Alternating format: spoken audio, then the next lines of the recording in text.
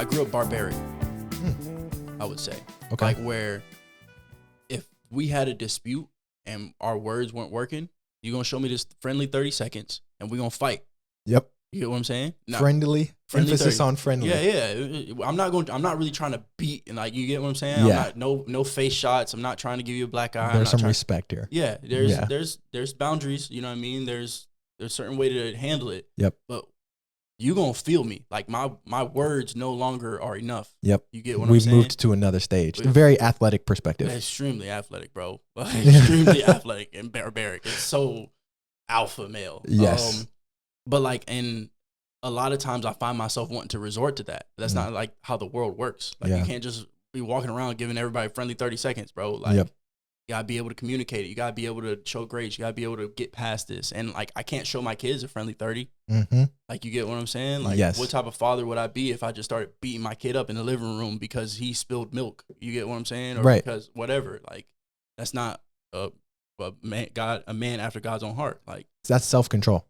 You're learning self-control and how to apply grace. Yes. And if I may, those are great skills for marriage. I know those two ideas were separate, but they are not actually in practice. They are very much in conjunction.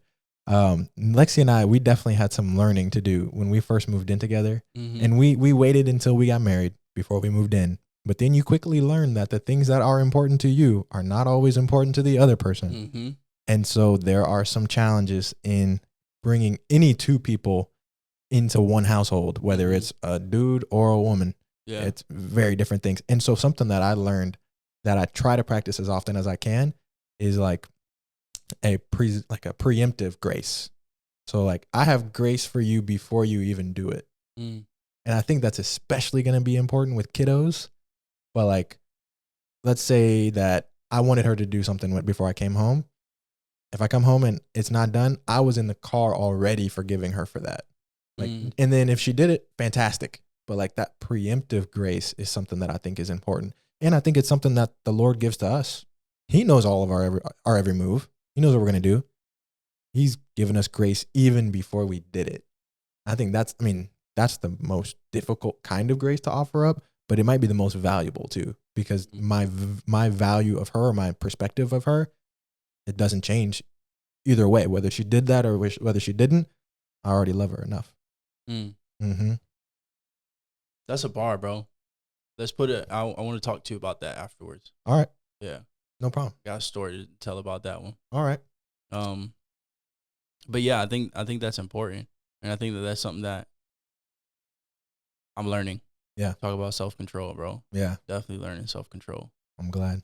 Yeah. I'm here for it too. Yeah. I know you are, bro. And I appreciate you so much, man. Certainly. You're somebody that it's good to talk to you because you provide a perspective that, one, is different from my own, but even more importantly, like, we talk about how this podcast is about how the Holy Spirit moves. And for me, a lot of times I feel like the Holy Spirit speaks through others. And like, others will just say things and it just hits like deep into my soul, like deep into my spirit when I hear it. And I'm like, you didn't even realize what you just said. You get what I'm saying? But I'm going to be thinking on this for a week and a half. What? I'm about to ride with this one for like a week, like 2 weeks. And then I'll come back and say something else. And then you're like, yo, like, that was great. How'd you think about it? I'm like, you said it. Like, all I did was just reword it and cook it up a little bit different. Like, you get what I'm saying? Yes, bro. So like, yeah, like, I love that about you, bro. My favorite, maybe one of those, because again, this was inside of you, but you did kind of say it in the moment. We were talking and I said that it's crazy what type of, we'll build an economy around our sin.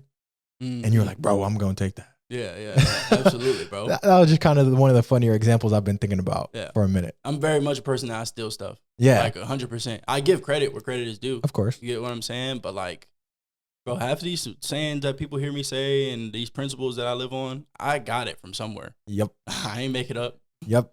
Bro, Pastor Michael Todd said it in a sermon of his when I was like, listen, when I was in college, like 2017, it was like 3, 4, 5 sermons a day. Yeah. All Pastor Michael Todd. I was in there. Yeah. And I was like, man, he's so smart. And then he was like, there is no plagiarism in the kingdom.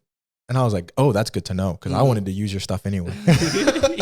Thanks for giving me the okay. Yeah, I was like, that's what I needed to hear. Yeah. Now, actually, I want to double back on something too, because you just talked about like